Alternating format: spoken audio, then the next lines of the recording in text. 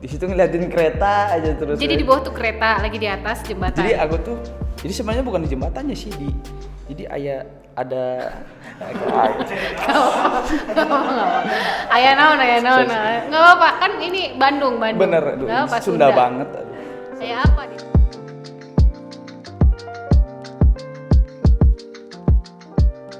Hai Permata, selamat datang di Kedai Permata, tempat nongkrong anak Permata untuk membahas segala hal dengan santai. Seperti biasa, kita setiap bulan punya topik-topik yang berbeda untuk membahas mengenai pergumulan Permata. Hari ini ada satu teman kita yang mau bercerita tentang masa lalunya. Masa lalu hanya sekedar masa lalu, tapi ada intervensi Tuhan di dalamnya sehingga ada perubahan yang terjadi dalam dirinya. Dan kita mau dengar apa proses yang terjadi sehingga dia boleh melihat masa lalunya itu menjadikan sesuatu yang berharga sehingga dia bisa melihat masa depan yang begitu cerah karena ada Tuhan di dalamnya. Sebelum itu kita mau nyanyi bareng karena Kedai Permata nggak hanya ngobrol-ngobrol tapi juga nyanyi bareng. Ayo kita puji dan sembah Tuhan bareng-bareng.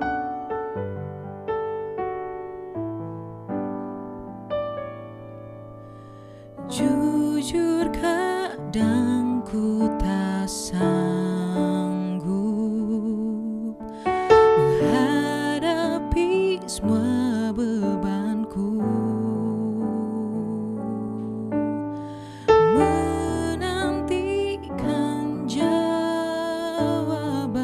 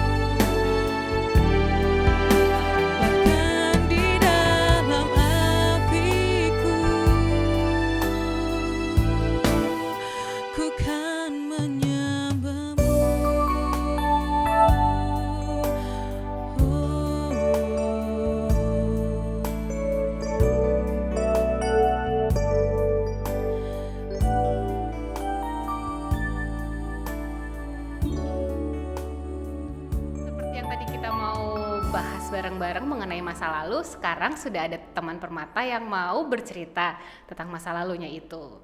Ya, don't judge him. Dia adalah laki-laki dari masa lalunya, tapi lihatlah masa depannya. Asik, ya. Oke, siapakah dia? The one and only Anggi Makarona. Karo. Halo guys, halo kan. Mau ditambah belakangnya karo manik katanya. Karo manik. Itu harus. Harus lengkap. Oke, selamat datang Anggi di Kedai Permata. Terima kasih kakak. Halo Permata, halo kakak. Gimana Anggi hari ini, sehat? Baik, sehat, puji Tuhan. Oh, puji Tuhan, sehat. Ini hitam dan putih. Iya. Saya malaikat, Anda? Temennya malaikat. Oh iya, bagus. Benar ya. Oke, selamat datang. Ini kopi boleh nggak? Properti boleh diminum kok. Siap. Iya. Ada yang Oke, hari ini kita mau bahas tentang masa lalu.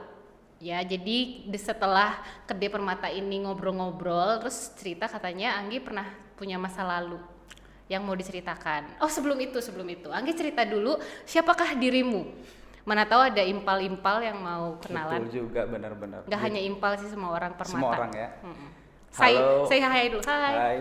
Halo, aku Anggi Makarona, Karo Manik, Bebere Ginting Munte. Aku jadi Permata itu dari tahun 2017. Ingawankan 2017. Sama kayak tamu Permata kita yang sebelumnya ya. Oh iya. Kakak Giri. Iya, betul sekali. Barengan. Sama ya. Sama. Ngawannya bareng. Ngawannya bareng, Oh, seangkatan. Iya. Oh, seangkatan. Ya. Kok kakak? Ya udah Lebih- nggak usah dibahas Iya, ya. nggak usah dibahas lah. Oke. Iya. Lanjut aja. Nggak usah dibahas. Oke, kita ngomongin tentang masa lalu nih bulan ini, Nggi. Iya. Anggi mau, kalau misalnya kemarin teman-teman suggest Anggi mau cerita katanya tentang masa lalu Anggi. Anggi, kalau kita sebut masa lalu, apa yang mau Anggi ceritain tentang masa lalu? Karena semua orang punya masa lalu nih. Masa lalu ada yang kelam banget, kelam sampai hitam. Tapi kan setiap masa lalu itu bisa menjadi pembelajaran ya. Betul. Oke, ada yang mau Anggi ceritain? Kalau ngomongin tentang masa lalu, yang paling kena tuh waktu di SMA mau ke kuliah. Nyari kuliah. Jadi aku tuh sekarang kuliah, tapi aku pernah nganggur dulu setahun, gap year dulu, belajar dulu.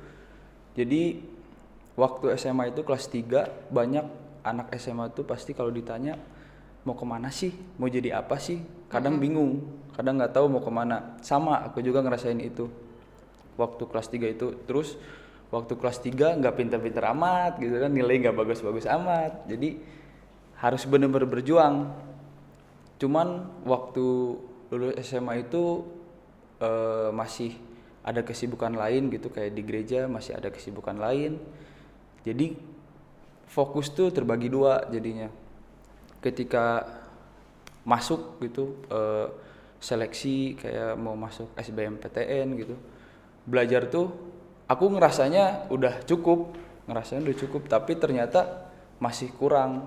Jadi waktu itu tuh tes udah banyak yang aku masukin ke SBMPTN, ke kampus, ke Politeknik, semuanya gagal, nggak ada yang masuk satupun. Di situ tuh bergumul sama bapak, sama mama, sama sekeluarga, sama abang juga. Katanya ya udahlah nggak apa-apa, skip aja dulu 1 tahun, belajar dulu, les dulu, atau cari pengalaman dulu apa. Oke lah, kata aku, nggak apa-apa, belajar. Setahun itu tuh nganggur, aku ada kerja jualan, kerjanya tuh laundry gitu Kak, jadi magang di tempat laundry. Oke. Magang. Coba, jadi kan mungkin sekarang itu lagi semua orang, nggak semua orang anak-anak kelas 3 ya, beberapa lagi nungguin proses yang sama juga kali. Betul. Ya. Lagi pada mau cari sebenarnya mau kuliah di mana. Iya. Berarti Anggi itu udah setahun nganggur karena nggak dapet kuliah. Nah, apa yang Anggi lakukan?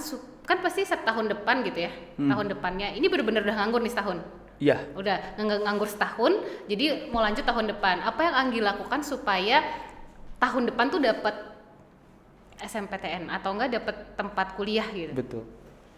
Aku tuh belajar, jadi ada tempat les tuh, jadi dia nerima alumni gitu. Jadi ada les khusus alumni. Jadi aku belajar di situ buat masuk kuliah. Tapi sebenarnya juga dari dalam diri masih kurang. Waktu tahun-tahun bulan pertama nganggur itu aku ngerasanya masih kurang, jadi masuk les juga di luar dulu, diem, telat masuknya, dan akhirnya ngerasanya tuh pas udah akhir-akhir gitu, udah masuk kelas 3 SMA, udah pada lulus, ikutan sama kita. Jadi kan ngelihatnya tuh malu, ini kok anak alumni males-malesan gini kan, udah nganggur setahun. Jadinya aku jadi ngelihat mereka semangat, termotivasi, jadi aku juga semangat buat belajar. Oke. Gitu. Sebelum semangat belajar pasti ada proses dalam 1 tahun itu yang membuat Anggi butuh butuh pacuan kali ya. Bener. Butuh api gitu untuk membakar semangat. Nah, apa yang tadi selain dilakukan, apa yang terjadi proses itu dalam hidupnya Anggi? Waktu nganggur itu yang pacuan itu satu, ekonomi pastinya. Ekonomi, kalau misalnya kita nggak Ekonomi apa, Indonesia maksudnya? ekonomi aku gitu di keluarga, jadi aku tuh kan ekonominya nggak terlalu Cukup lah, kalau mau makan cukup, mau sekolah cukup gitu ya, kalau mau jalan-jalan cukup. Iya cukup gitu. Puji Jadi Tuhan. puji Tuhan. Jadi aku tuh ngelihat kalau misalnya jadi pilihannya tuh aku tuh maunya kuliah, pilihannya negeri swasta. Kalau swasta ya kan pastinya biaya keluar tuh besar. Terus kalau masalah cari-cari beasiswa rada malas juga cari-carinya juga. Jadi aku pas kerasa tuh pas nyari uang. Jadi ikutan yang itu tadi, laundry, magang laundry. Aduh capek banget gitu kan.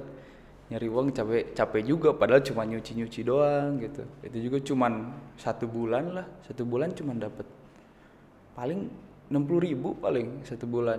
Di situ kerasa mending kuliah, terus harus dapat negeri, harus supaya mama bapak nggak terbebani, aku juga punya kegiatan yang pasti untuk masa depan gitu. Oke. Ceritain boleh sama teman-teman semua proses Anggi untuk dapat kuliah itu gimana sih? Buat dapat kuliah yang terakhir ya, udah habis gap year itu. Jadi pertamanya bapak jadi lagi ngobrol gitu, dia bilang kalau misalnya kamu nggak masuk negeri, dia maunya waktu itu PDN kedinasan gitu, karena di PDN kita masuk, kita dikasih gaji, udah digaji duluan jadi PNS. Bapak maunya masuk situ. Terus dia bilang kalau kamu swasta bapak nggak sanggup, soalnya tahulah kayak gimana ekonomi kita, mending kamu ngeladang aja di kampung katanya gitu. Terus aku kayak masa ngeladang di kampung kan? Pilihan ngeladang atau kuliah negeri gitu ya? Iya, ya udah mending kuliah negeri, terus digas terus. Waktu itu ada SBM masuk universitas, IPDN ikut lagi, terus politeknik. Nah setahun ini tuh aku ada dapat pembelajaran gitu, jadi dari teman-teman yang udah kuliah, aku lihat di mana sih sebenarnya aku sukanya di mana sih, pengennya di mana, dan aku tuh dapetnya pengennya politeknik, politeknik manufaktur di Bandung. Yaitu adalah? Iya, politeknik manufaktur Bandung. Oh, politeknik manufaktur. Iya. Bukan Polman? Oh Polman. Polman tuh politeknik manufaktur Bandung. Ya. Iya. Mohon maaf. Benar. Iya. Lanjut. Ya aku tuh mau masuk situ soalnya katanya enak lah kerjanya, kan biasalah orang-orang kan menggiurkannya itu pasti enak kerjanya, gampang kerjanya, terus gajinya juga lumayan. Jadi aku pengen kesini lah tahun ini, polin di sini aja pokoknya. Tapi masih tetap nyoba universitas IPDN sama politeknik. Pas nyoba IPDN tuh rada males sih, jadi sebenarnya nggak terlalu suka juga, tapi tetap dijalani. Pas dijalani karena nggak kehatian gitu, jadinya tetap nggak masuk. Terus universitas karena memang udah banyak yang kayak nakut-nakutin gitu, kayak gak akan masuk lah kayak gitu-gitu, banyak yang nakut-nakutin, jadinya nggak termotivasi gitu, jadi malah ngedown, jadi nggak masuk juga. Pas politeknik aku tuh bener-bener berserah sama Tuhan, bener-bener aku pengen masuk sini Tuhan, bener-bener mau masuk sini. Aku kalau masuk sini aku pasti belajar, pasti melakukan dan baik lah pokoknya semuanya. tes itu waktu itu pertengahan tahun aku bareng-bareng juga sama teman-teman yang di bawah aku yang setara sama aku juga, ada yang GPR juga bareng. Tes itu ada 2 tahap. Tahap pertama tuh kayak tes fisika, matematika gitu, teori. Itu tes pertamanya sih nggak pede pertamanya, cuman setelah ngerjain udahlah sekarang mah yang penting berserah aja lah udah. Pokoknya, karena udah melakukan usaha bagiannya, iya, jadi berserah gitu bener, sama Tuhan. Oke. Bener. Soalnya kalau cuman berdoa doang nggak berusaha, Betul. percuma. Betul. Gitu kan. Berusaha doang nggak berserah, mengandalkan diri sendiri. Nah, ya. Terus Ora et labora ya. ya benar. Itu deh. Apa itu artinya? Apa itu ya? Bekerja sambil berusaha. Itulah. Ada di buku, nanti cari ya. Ada di buku, Google aja udah. Di Google. Terus Sampai mana tadi? sampai bekerja berusaha, akhirnya sekarang berserah. Iya, berserah abis tes tuh, tes yang pertama udahlah berserah, udah dikerjain pokoknya jadi guru les aku tuh ngasih tahu nih cara-caranya kayak gini, dari cara simpelnya, cara singkatnya, pokoknya jalur-jalurnya tahu lah, soalnya dia memang udah kayaknya udah ada 10 tahun lebih lah dia masukin orang ke Polman gitu, ngajarin gitu. Ya aku percaya berserah sama Tuhan. Lulus ternyata tahap 1, ada tahap 2. Berapa tahap? Ada 2 tahap. 2 tahap, oke. Pas tahap kedua itu ada 3 kali tes. Ada skolastik namanya, terus ada fisik, sama ada wawancara. Skolastik lewat karena tahun kemarin, jadi aku tuh tahun kemarin memang lulus juga tahap 1, cuman tahap 2 tuh gagal. Makanya aku benar-benar belajar di tahap 2. Jadi skolastik, ini mah kayak tahun kemarin, jadi udah tahu kerjain bisa lewat.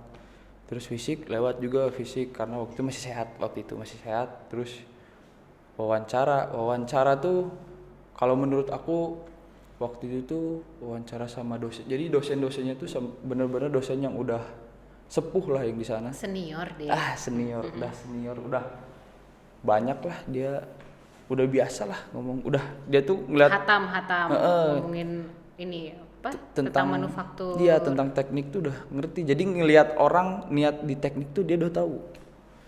Terus dikasih juga saran-saran sama guru les, jadi gini wawancaranya aku pakai aja cara dia. Aku coba pakai cara dia, tapi ada beberapa aku ngerasa tuh masih kurang waktu wawancara itu. Jadi selesai tes tuh masih agak ragu gitu, Setelah itu udah panjang pengumuman politeknik. Jadi politeknik itu waktu zaman aku duluan dia pengumumannya, baru dibanding SMPTN yang lain. Ya, banding universitas. Jadi orang tuh kalau misalnya lulus nih Polman pasti langsung diambil, tapi dia ikut lagi universitas. Nah, aku karena ke universitas nggak terlalu minat gitu kan, jadinya di politeknik aja percayanya. Setelah itu pengumuman itu inget banget lagi di toko, habis nutup mama bapak udah pergi karena aku udah tahu nih jam 6 tuh udah keluar nih pengumuman. Lihat HP, ada temanku Jonathan, lihat kesebut namanya nggak apa-apa ya. Sorry. Terus dia lulus, udah pada seneng tuh di grup, ada yang lulus. Kalau yang nggak lulus biasanya diem, nggak ngomong biasanya. Terus aku lihat, aku cadangan. Jadi ada 3 penerimaan, 1 lulus, 3 pengumuman, ada 1 lulus, yang kedua cadangan, yang ketiga nggak lulus sama sekali. Di situ down lah, maksudnya udah hopeless, udah punya hopeless. harapan. Udah percaya banget pasti masuk, ternyata aku tuh cadangan. Terus cadangan, jadi aku milih jurusan ini kelempar ke jurusan lain, di jurusan lain cadangan gitu kan. jadinya udah putus asa. Setelah itu pulang kan, itu diem dulu di toko, diem dulu kayak orang udah putus asa lah, kayak gimana, diem. Pulang ke rumah bengong aja, pikiran kosong. Waktu pikiran kosong itu aku sekarang baru sadar, jadi ternyata waktu lagi pikiran kosong itu setan tuh masuk. Terus aku bukan Tuhan tapi setan. Iya, karena kosong, karena nggak kemana-mana lah, nggak ada kepikiran apa-apa. Aku jalan-jalan keluar, ninggalin HP terus kayak orang gila aja gimana kan, keluar jalan nggak jelas. Terus pikiran kosong, diem di jembatan. Jembatan mana? Ada tuh. Bukan jembatan Ancol. Ada tuh jembatan apa tuh namanya, panorama tuh yang di iya. Di Bandung lah pokoknya. Di Bandung pokoknya. Di situ ngeliatin kereta aja terus. Jadi di bawah tuh kereta, lagi di atas jembatan. Jadi sebenarnya bukan di jembatannya sih, jadi ada Ayah naon. Nggak apa, kan ini Bandung. Bener, aduh, apa, Sunda banget, aduh. Ayah apa di situ teh ada naon? Ada besi gitu, ada besi. Nggak kepikiran bunuh diri kan? Itu. Oh iya. Penasaran ya, maaf langsung bertanya. Iya, sebenarnya. Terus. Sebenarnya aku cerita sih ke orang-orang kalau aku jalan-jalan, cuman nggak cerita kepikiran buat loncat gitu. Jadi di situ diem pengen loncat, sakit juga sih kayaknya kan. jadinya gak jadi loncat kayak gitu gak jadi loncat. Terus tiba-tiba kayak sama Tuhan tuh dikasih pencerahan tuh, ingat orang tua, nangis di situ, nangis, badan segede gini tuh nangis gitu kan, kayak aneh banget tuh gitu. Terus akhirnya pulang, doa dulu di situ, doa dulu. Oh, akhirnya Roh Kudus datang. Iya, aku doa dulu dengan knalpot bising gitu, doa, tapi fokus jadinya, doa, gimana berserah sama Tuhan pokoknya. Ya masa karena kuliah nggak masuk malah jadi bunuh diri kan nggak lucu ya kan, jadinya doa. Terus aku pulang, aku udah mikir ini pasti banyak yang nyariin. Aku lihat ada tukang cakwe, beli cakwe dulu di cakwe. Soalnya bawa uang tuh ada 5.000 lah, beli cakwe dulu. Jalan-jalan ke rumah, ditanyain dari mana kamu, dari mana? Ini beli cakwe. Palu mata udah sembab, beli cakwe bilang. Terus orang-orang di rumah diam semua sih, nggak ada yang mau. Soalnya kelihatan lah orang lagi pusing gitu, kelihatan. Ternyata bapak tuh nyariin kemana-mana, naik motor dia. Karena feeling seorang ayah ya kan, gitu, dia tahu anaknya lagi pusing gitu. Oke. Coba kita berhenti dulu sampai cerita di situ. Karena sebenarnya gini, menarik tentang kepikiran bunuh diri. Karena itu adalah topik yang menurut kakak maksudnya gini, ketika kita itu kecewa, kita tuh pasti kepikiran untuk menyelesaikan segala sesuatu dengan cepat. Iya. Betul kan? Tapi yang tadi pertama Anggi cerita tentang pikirannya kosong gitu kan, pasti pikiran kosong diisi sama setan gitu, apalagi perginya ke jembatan, ya nggak sih? Kalau perginya ke gereja mungkin bawaannya worship, ya bisa. Bener kan? Bener. Tapi bawa aja ke jembatan terus apa sih? Gak mungkin worship dong di jembatan. Bisa. Bener. Kalau nggak pikirannya kosong. Iya. Nah, tapi yang mau kakak bahas di sini gini, karena kan gini, kalau misalnya ada orang, nggak usah orang lah, kita semua gitu, kita kecewa terus kita nggak punya harapan, pasti kan kita pengen kayak ya udahlah, nggak ada harapan gitu, nggak ada jawaban, ya udah selesai aja gitu, karena di depan nggak melihat sesuatu gitu yang ada jawabannya gitu. Nah tadi menarik banget waktu Anggi bilang ya percaya kan kalau misalnya kita itu hidup dalam roh dan ada Tuhan gitu yang berserta kita gitu, biarpun kita pikirannya kosong tapi pasti Tuhan itu selalu ada sama kita gitu dan tidak pernah meninggalkan kita gitu. Bahkan Anggi juga bilang Anggi berdoa gitu, itu kan pasti karena ada Tuhan gitu di samping Anggi kan. Kalau Anggi sendiri mungkin Anggi akan pergi gitu kan, pergi ya bersyukur Anggi nggak jadi memilih untuk terjun kan, Iya. karena pikiran kosong akhirnya bisa berpikir negatif kan. Nah kita juga bilang maksudnya sama semua permata gitu kan, kalau nggak ada harapan, nggak ada jawaban, kita rasa ingin menyelesaikan semua kehidupan ini gitu ya. Tapi apa yang menyebabkan Anggi dan apa doa Anggi ketika di jembatan itu gitu? Apa yang terjadi sehingga Anggi memilih untuk tidak jadi terjun dan memilih pulang gitu? Itu kan pasti ada apa ya? Ada sesuatu yang merubah Anggi gitu, dan apa yang terjadi di situ gitu. Mungkin Anggi bisa ceritanya di situ. Kalau waktu itu karena yang keinget tuh sama orang tua, Doa Anggi itu apa gitu? ya doa tuh isinya satu ke orang tua, malah ke orang tua, bukan buat aku gitu. Dan malah aku bersyukur Tuhan ngasih pilihan seperti ini gitu, bersyukur karena aku yakin ya waktu Tuhan pasti yang terbaik. Nah, aku juga mikir waktu kalau misalnya kita mikir tuh kayaknya aku jauh nih sama Tuhan. Enggak, sebenarnya Tuhan tetap ada walaupun kalian mikir jauh sama Tuhan tuh tetap ada. Cuman kita aja yang harus sadar kalau dia tuh ada. Gitu. Bukan kita yang ngejauh, nggak juga. Bukan. Tapi sebenarnya selalu bersama, Iya. cuman kita yang nggak ngerasa Iya. aja. Kadang kan manusia gitu, oh lagi jauh nih sama Tuhan gitu. Padahal ada, selalu ada. Di situ sih ngerasa. Pokoknya aku sih waktu berdoa itu nggak meminta sih, lebih bersyukur. Karena ya kayak udah dikasih tahu dia udah kayak gini, udah chaos, dikasih tahu. Ya jadinya bersyukur sih, bersyukur Tuhan ngasih tahu aku gitu. Oke, berarti ada poin yang sebenarnya kakak dapat gitu dari cerita Anggi. Kalau misalnya bagian yang ini, Anggi tuh cerita bahwa Anggi tuh tidak memikirkan diri sendiri gitu, tapi memikirkan keluarga gitu. Yeah. Ada hal yang lebih besar yang Anggi punya harapannya tuh di situ gitu, karena orang tua dan Anggi punya kekuatan dari situ gitu kan. Yeah. Dan satu lagi yang Anggi cerita tadi gitu, kalau misalnya Anggi tuh nggak meminta gitu, ada ucapan syukur di dalamnya gitu, ada ucapan syukur sehingga mungkin ketika kita ngomongin gini kan, kita sering banget kayak saya jelek, akhirnya kita ngerasa jelek padahal nggak juga gitu. Kalau kita bilang ucapan syukur, aku bersyukur, akhirnya apa yang di dalam pikiran kita akhirnya dari yang semua yang negatif itu menjadi sesuatu yang baik gitu. Benar. Ya, sehingga Anggi punya kekuatan yang baru dari situ gitu ya.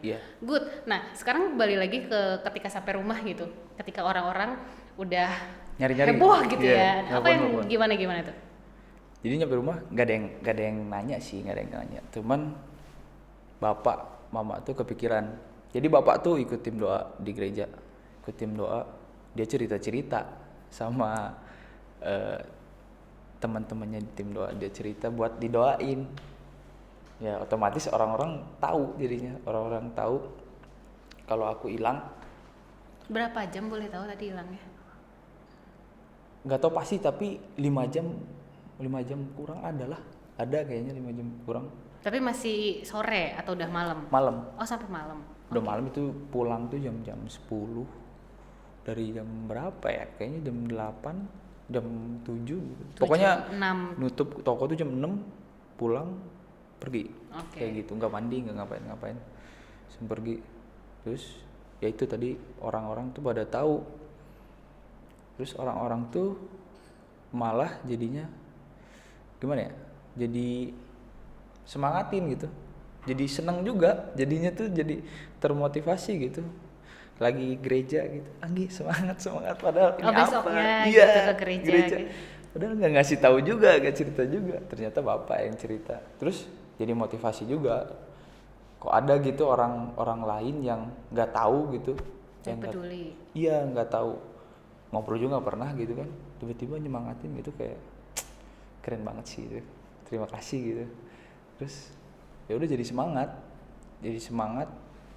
dan waktu itu inget banget ini langsung diterimanya. Boleh. Jadi waktu udah semangat apa yang terjadi? Waktu udah semangat terima kasih sama Tuhan sih, masih ada orang gitu yang mau nyemangatin padahal udah hopeless lah, orang juga kalau orang jahat ya kalau ngeliatnya ini gue udah gak jadi apa-apa. Oke, poin tadi yang ngomongin Anggi tentang pertama sebenarnya Anggi itu udah hopeless, tapi Anggi kembali punya harapan. Karena kan Anggi sebenarnya ngerasa, udahlah Tuhan, aku mah nggak punya kekuatan apapun gitu ya. Nah, setelahnya gimana? Apakah diterima di universitas lain atau gimana Anggi? Setelahnya Apa tuh jadi proses? cadangan itu aku diinformasiin, jadi itu juga puji Tuhan banget itu. Ternyata jadi dulu tuh aku juga cadangan dulu, cuman cadangannya tuh nggak, cuma dikasih tahu tanggal segini ditelepon katanya, ternyata enggak. Dan aku juga udah mikir berarti ini kayak dulu lagi, kayaknya nggak ditelepon lagi. Cuman aku tetap pantengin nih tanggal segini, aku datang ke gereja, terus ada anak-anak permata juga pada tahu permasalahanku kayak gimana. Terus mereka juga sama nyemangatin juga, bersyukur juga teman-teman permata masih peduli. Terus aku nungguin sampai jam berapa ya, jam 3 aku udah ngomong ke HP nih, pasti ditelepon. Bener, pas ngomong gitu langsung ditelepon, wah langsung girang, wah itu puji Tuhan banget. Angkat langsung, Anggi, kamu nanti hari Senin daftar ulang ya, bawa berkas-berkas. Wah itu langsung seneng banget itu. Senengnya gimana, loncat? Wah loncat guling-guling itu. Okay. Anggi dapet kepercayaan diri dari mana ketika bilang lihat telepon, saya ditelepon, pasti ditelepon. Dapat kepercayaan diri dari mana? Kan sebelumnya udah hopeless. Ya sebelumnya kan udah hopeless. Setelah yang di jembatan itu ya kan sudah berserah gitu. Pokoknya terus disemangatin orang. Tuhan tuh kayak ngasih kepercayaan diri buat aku gitu. Jadi karena mungkin lewat orang-orang itu Tuhan menyampaikan doa-doa itu, semangat itu. Iya, menyampaikan kalau harus tetap semangat, harus tetap percaya diri, tetap terus berharap sama Tuhan. Tetap berharap sama Tuhan. Ya dari situ sih akhirnya masuk. Wah bersyukur banget sih. Terus mama bapak juga seneng sampai di foto-foto itu kampus, masukin Facebook. Okay. Gimana waktu dapat alma mater, jaket alma mater gimana? Langsung pakai, seharian pakai itu. Ke gereja pakai itu juga nggak? Pakai. Apalagi namanya himpunan tuh pakai langsung. Nggak setiap hari nyanyi himpunan kan? Enggak. Enggak. Dulu kayaknya. Oh enggak. Nyanyi sama Tuhan diganti himpunan enggak? Enggak dong. Tetap Tuhan nomor 1. Tetap. Oke. Kan kalau misalnya kita tadi Anggi udah terima nih kan, maksudnya proses Anggi sebelumnya udah hopeless, dapat harapan, terus akhirnya penuh dengan kepercayaan diri karena Tuhan yang memberikan itu sama Anggi, dan Anggi benar-benar dapat gitu. Kan selama udah berapa tahun sekarang kuliah? Udah mau lulus bukan? 2 tahun. Tahun depan lulus. Oh, tahun depan lulus. Berarti bagaimana Anggi ketika ini kan orang kayak dikasih hadiah nih. Terus yeah. Anggi udah dapet nih hadiahnya gitu. Apa yang Anggi lakukan sama apa yang udah Tuhan kasih sama Anggi, yaitu kuliah Anggi di Politeknik Manufaktur. Yang aku kasih Yang dilakukan sama Anggi gitu. Setelah bukti Anggi tuh kayak ini kan hadiah nih dari Tuhan gitu sama Anggi gitu kan. Oh, hadiah gitu kan, ada orang hadiah, oh ya udah gitu. Nah, apa yang waktu Anggi terima, apa yang Anggi lakukan sama hadiah itu gitu? Hadiah itu adalah si kuliahnya. 1, bersyukur, pasti bersyukur. 2, fokus kuliah. Walaupun udah lama gitu nggak belajar terus-terusan kayak di SMA gitu kan. Aku berjuang buat tetap fokus gitu buat kuliah. Karena ya Tuhan udah kasih ini, aku juga harus kasih yang terbaik buat Tuhan juga gitu. Karena buat aku kuliah kerja itu juga sebuah ibadah buat aku gitu. Ibadah ya. Iya. Oke. Nah, berarti sebenarnya cerita tentang masa lalu Anggi, proses ketika apa sih, seolah-olah tuh kayak ditahan dulu gitu ya sama Tuhan. Anggi gitu ya, dikasih nggak nih gitu. Aku kasih nih Anggi gitu, tapi aku tahan dulu ya gitu. Nah, dan Anggi udah akhirnya dapet gitu. Dan menurut Anggi nyesel nggak sih gitu dengan masa lalunya Anggi kayak gitu, dan menurut Anggi apakah masa lalu itu memproses Anggi sekarang menjadi Anggi yang seperti apa gitu? Iya, masa lalu yang dulu ya pasti merubah soalnya kekonyolan dulu udah nggak dilakuin lagi apa sekarang. itu kekonyolannya? Contohnya kan kalau bercanda-canda konyol nggak apa-apa. Kekonyolan apa maksudnya? Banyak sih, kayak kenakalan remaja gitu, banyak lah. Itulah. Coba dijelaskan kenakalan Banyak. remaja teh apa? Aduh, susah banget tuh. Kelam, Dijelasin nih. kelam pisan gitu maksudnya. Kelam lah, tapi nggak kelam banget sih. Masih bisa ditolerir. Iya. Oh, cuman Waktu- memperbaiki diri dari itu Anggi maksudnya lebih baik dalam misalnya gini, kalau dulu kelam suka nggak belajar misalnya jadi lebih rajin belajar atau enggak dulu maksudnya kelam di mana dan akhirnya berubah apa gitu biar orang-orang tuh paham kondisi kekelamannya gitu. Males. Males dulu tuh males, terus kayak apa ya, orangnya angin-anginan, jadi diajak ke sini mau, nggak diproses dulu. Jadi asal-asal mau aja, akhirnya ya buang-buang waktu. Oke. Sekarang belajar dari situ buat waktu itu berharga gitu, jadi nggak angin-anginan lagi. Kalau misalnya diajak gitu ada sesuatu lah, diajak diproses dulu, ini gimana nanti setelahnya, jadi nggak semuanya langsung diambil, diterima gitu. Oh, jadi maksudnya Anggi itu sekarang lebih bertanggung jawab atas segala sesuatu yang diberikan sama Anggi. Sama malas juga itu, malas. Sebelumnya malas tapi sekarang lebih rajin gitu ya dalam hal apapun gitu. Dan Anggi sekarang sebenarnya lebih dewasa tuh. Wah, kalau dewasa kayaknya orang lain yang menilai. Ya apa tuh nilai diri sendiri. Kalau aku yang penting kasih yang terbaik buat orang. Gitu. Dan buat Tuhan. Buat Tuhan juga. Oke, tepuk tangan buat Anggi. Oke, kita mau penutup, ya kan? Anggi mau bilang apa sama Permata mengenai masa lalu, masa depan, dan proses yang di dalamnya, dan biar itu boleh menjadi berkat buat teman-teman di luar dari apa yang kita ngobrolin. Buat Permata, apalagi yang sekarang lagi nyari kuliah nih, lagi pada nyari kuliah yang kelas 3 SMA, semangat terus, jangan putus asa, pokoknya jangan putus asa. Yang pasti terus berserah sama Tuhan. Terus kalau misalnya ada kayak pergumulan gitu, konsultasi sama Tuhan langsung, atau nggak sama teman juga bisa gitu kan. Sama orang tua. Sama orang tua juga bisa, sama keluarga bisa. Yang penting semangat terus lah buat Permata. Selalu ada harapan ya. Selalu ada harapan buat orang-orang percaya. Asik. Oke, terima kasih Anggi udah berbagi cerita buat semua Permata. Sampai jumpa lagi. Sampai jumpa. Hai Permata, gimana cerita Anggi hari ini tentang masa lalunya? Bukan hanya tentang masa lalu, tapi tentang proses di mana dia boleh menerima berkat yang sudah Tuhan sediakan. Cuman Tuhan pengen tahu apa responnya Anggi terhadap apa yang diberikan sama Tuhan. Dan Tuhan itu gak pernah terlambat untuk memberikan yang terbaik buat anak-anaknya. Dan pada akhirnya setelah Anggi menerima hadiah itu, yaitu tempat kuliah yang dia inginkan banget, Anggi akhirnya bisa meresponi dengan rasa syukur dan melakukan yang terbaik selama dia kuliah. Buat teman-teman yang tadi seperti Anggi bilang yang lagi cari kuliah, percayalah bahwa Tuhan udah menyediakan tempat yang terbaik.